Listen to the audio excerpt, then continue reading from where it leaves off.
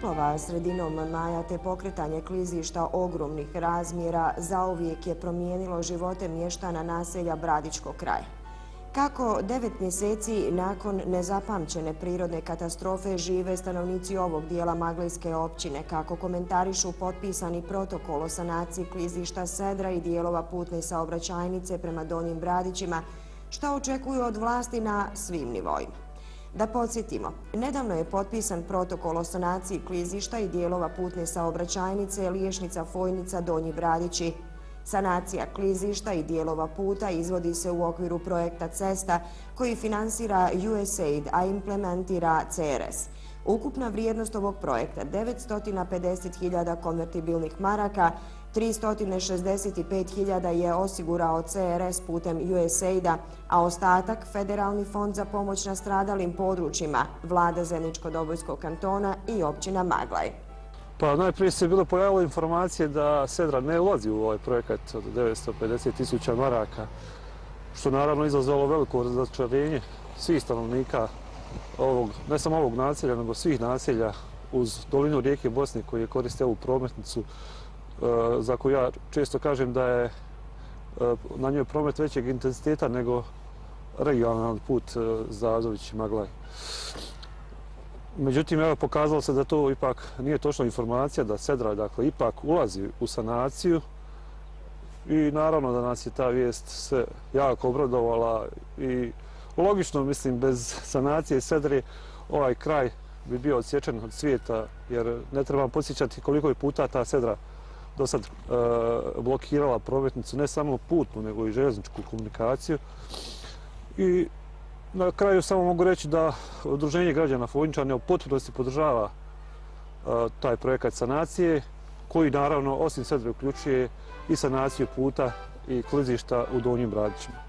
U naselju Fojnica sredinom maja rijeka Bosna odnijela je 100 metara obale i ponovno ugrožava tek obnovljene kuće. Teško nabrojati sve posljedice poplave koje su ovdje kod nas ostale u ovoj maloj našoj zajednici. Jedna od njih je dakle i praktički obala koja je nastradala, koja je totalno odnešena. Jedan dio obale će se sanirati u nekoj dužini od 100 metara. To je projekat koji će implementirati također Hilser koji je obnovio 20 kuća i tu će se kroz taj projekat zaštititi kuće koje su izravno ugrožene, 4 kuće. Međutim, ovaj dio ostali obal utvrde, to ćemo tek pokušati riješiti ove godine, ako uspijemo riješiti, jer radi se o ogromnom projektu i teško će biti znači, donatora za takav projekat, jer ipak mi smo mala sredina i ipak radi se o krupnom zalogaju za tako malu sredinu kao što smo mi. Ali ipak treba misliti na sigurnost i ljudi i imovine. Apsolutno se slažemo, mi ćemo sve učiniti da pokušamo sanirati kompletnu obalu. Kažem, to je ogroman zahvat, ogroman projekt. Da li ćemo uspjeti u tome, ne znam, ali u svakom slučaju mi ćemo se potruditi. U ovom naselju nedavno je završena obnova 20 poplavljenih domova po visokim standardima, ali totalno uništena kuća Frane i Anke Šupuković još uvijek stoji kao podsjećanje na stravična dešavanja 15. maja. Dolazili su novinari, TV ekipe, brojne delegacije, ali od pomoći još ništa, tužno nam priča Anka. Čekaš u neizvjesnosti. Nemam što da kažem. Žalost. Teško vam? Teško. Jeste li izgubili nadu? Pa šta ja znam, negdje u krajičku ima nade, ima. Koliko će to trajati? Da vam kažem. Evo Davor kaže da imate problem i zbog placa na kojem bi se kuća mogla graditi druga. Da, eto, jer ovdje više stvarno niti ima želje, ni volje, ni ništa. Ovo je već sad uništeno totalno. 2005. Donji kat otišu, ništa, sami smo sebi gore spremili drugi kat. Živili sad je sve otišlo. Tako da nisam ništa uspjela iznijeti. Sve je uništeno. I ovo ovdje gdje stojimo, tu je bila pomoćna zgrada koju vidite nema. Ni traga. Ni traga. Imaju temelj samo. Nažalost, još uvijek nova kuća nije izgrađena. Na ovoj lokaciji kuća se ne može očigledno graditi jer ova lokacija je već 3 puta pretrpila poplavu. Njegova kuća je 3 puta dakle, pretrpila poplavu. Obzirom da Frano nema zemljišta za gradnju, onda je problem. Jel? I problem izgradnje nove kuće. Međutim, generalno čini mi se da izgradnja novih kuća na području općine Maglaj ide znatno sporije nego svi ostali projekti, što je šteta jer svi su očekivali da će se prvo raditi totalne štete, pa tek onda sanacije kuća ispada da će totalne štete ostati zadnje i da će ti ljudi koji su najviše nastradali najviše se i načekati da dobiju svoj novi topli dom.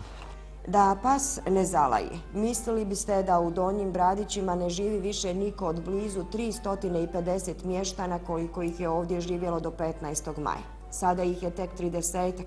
Svih 101 kuća manje je ili više oštećena zbog klizišta, a 17 ih je totalno uništeno.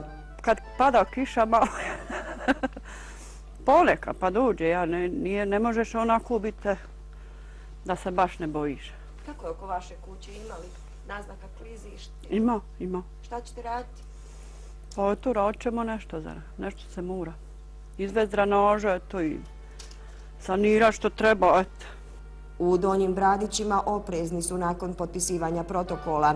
Svaka nova investicija prema bilo kojem naselju u našoj mjesnoj zajednici je dobro došla. Poradili smo cijelo ljeto na ovom projektu sa ljudima iz CRS-a. Projekat Cesta je preko USAID-a, on su finansijeri, a projekat Cesta je samo implementator tih projekata. Projekat je dobro došao, samo moja lično uvjeravanje je da sa onoliko para 800 metara puta prema Donjem Bradiću, ja mislim da ti stručnjaci ne postoje da naprave kvalitetno put. Jer mi smo bili izričiti da put prati i da bude nadzorni organ sa instituta. Bez toga svi izvođači neće moći raditi.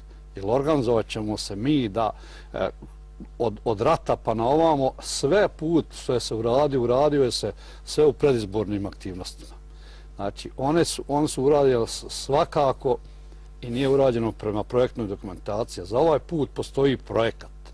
I da je se uradio 50 po 50 metara po projektu, možda se ne bi dogodilo ovo sa putem što je se dogodilo. Znači, uradilo je se ono, a vjerujem, pošto je u tih 950.000 maraka uključena i sedra, ja s nestrpljenjem očekujem izgradnju puta i da vidimo kako će to izgledati. Ali vjerujem da sa toliko para se ne može napraviti kvalitetan put prema Bradićima, jer siguran sam u 800 metara dužine klizišta koje treba obuhvatiti toliko para, ja to ne mogu vjerovati da se uradi. Super, ali da uradi. I da uradi dobro. Da uradi kako treba. Ako će raditi put da bude 1 godinu ili 2 godine, ne mora ga džaba ni raditi. Pa ja. Ako će ga raditi da bude pravo, ne ga radi. Ako neće raditi, ako će ga sfušer kovi do sad što je bio put, onda nek džaba i ne radi.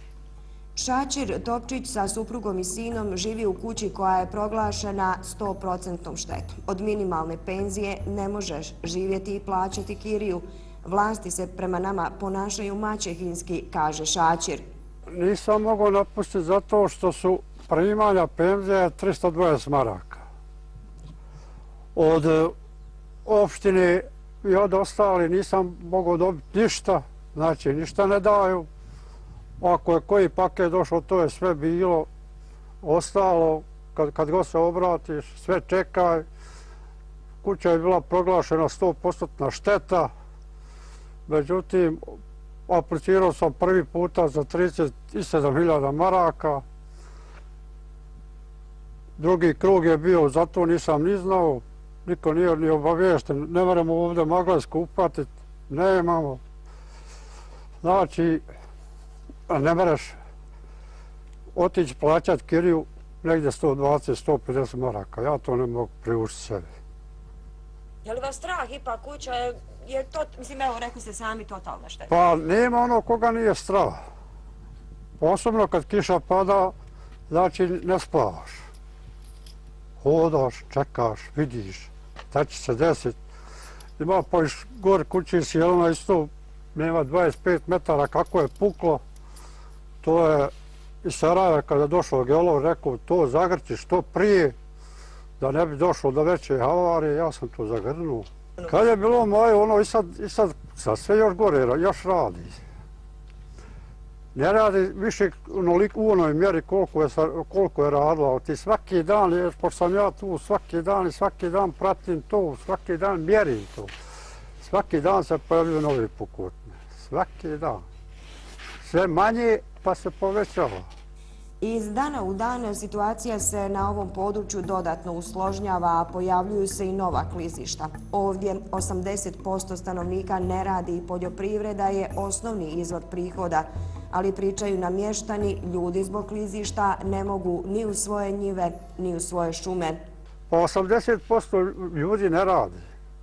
Znači, 80% se ljudi mora raditi poljoprivredi. Znači, da je opština zainteresovana, da se to već njive trebalo se ravnati.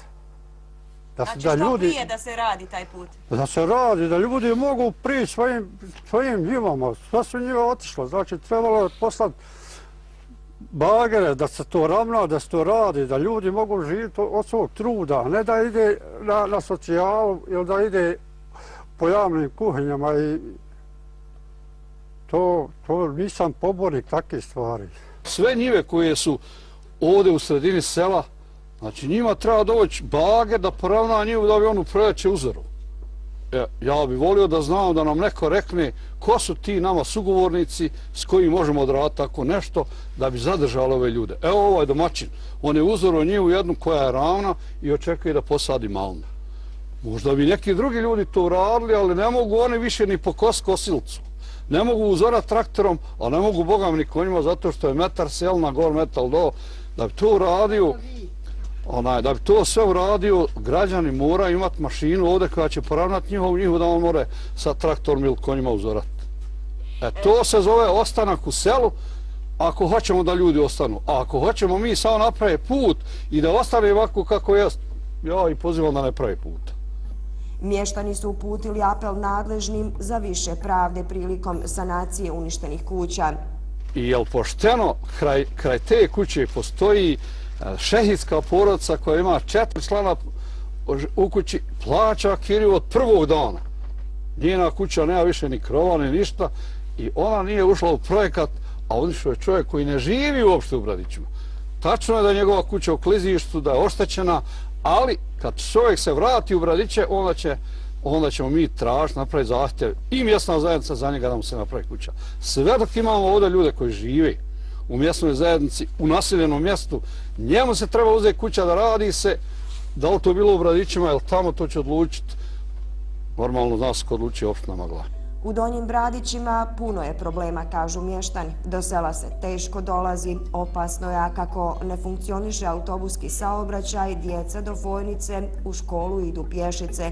Zato svi s nestrpljenjem iščekuju početak, a posebno završetak radova na sanaciji puta koji vodi do njihovog sela.